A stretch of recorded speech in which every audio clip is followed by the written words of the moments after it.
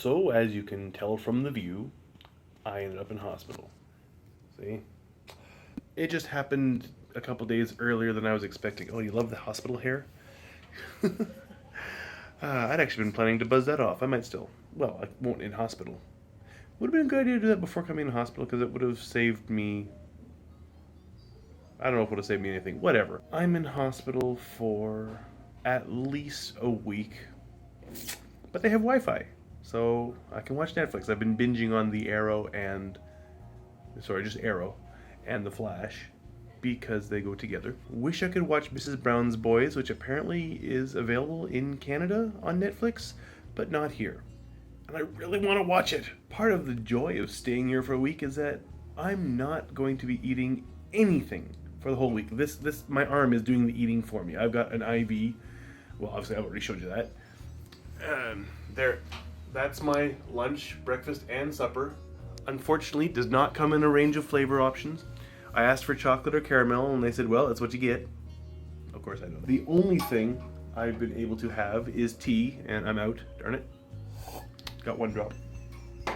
And there's not much point in doing any kind of Sweet Tooth Thursday on tea. It's not that sweet either. Right now, I'm in a private room. So, there you see. Okay, here. This is the entire extent of my room. The bed, the bathroom, and that's it. Ooh, and I just hit the chair with my lovely, lovely IV pole. I might actually get more videos done than I thought. Let's not be backlit, because I actually have a lot of time. I've got nothing but time. They don't actually know what exactly is wrong with me, so I'm in here in isolation.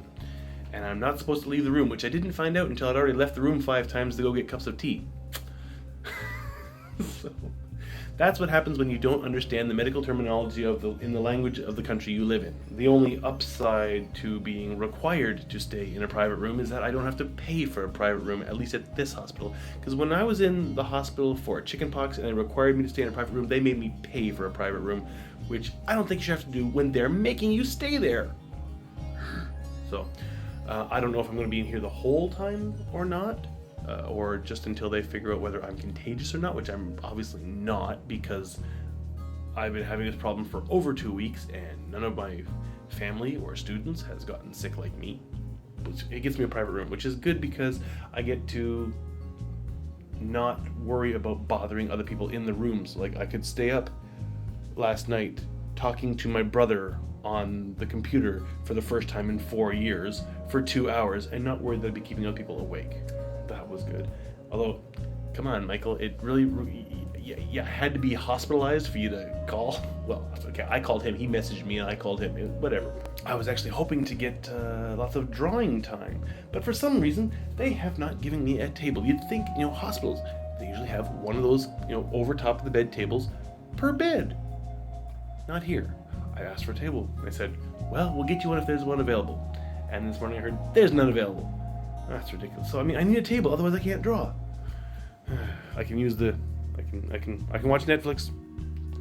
I can give myself a towel bath. Yeah, that was just my fun activity. My little private move it, Ivy. My private bathroom here has, it's got a toilet and a bath with a shower, which apparently I'm not supposed to use. I guess because I'm all IV'd up. I could get in and wash everything but that arm, but a nurse or somebody just came in and brought me a bag of hot towels, 2 big ones and a small one, and she didn't realize I spoke Japanese, and she's saying, hot, atsui, wait, and I said Japanese is fine, so, okay, and, well, the small one is for washing your, yeah, whatever.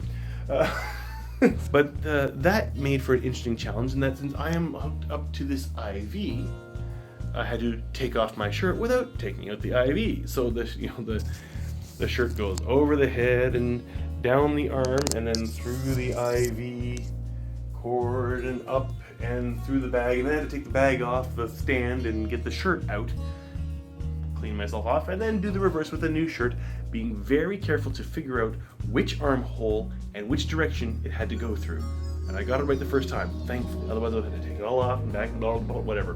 So I'm definitely going to be here for a while. So one thing would be nice is, send me questions or whatnot on, like Twitter or Facebook, and, just get a conversation going, or in the comments down below, just to somewhat help alleviate my boredom. Oh, and I wish I could alleviate my neck pain. God, these mattresses are so damn hard. Oh, it's ridiculous. The only thing, this is my second time having a multi-day stay in a hospital in Japan, and the mattresses are no better the second time than the first time.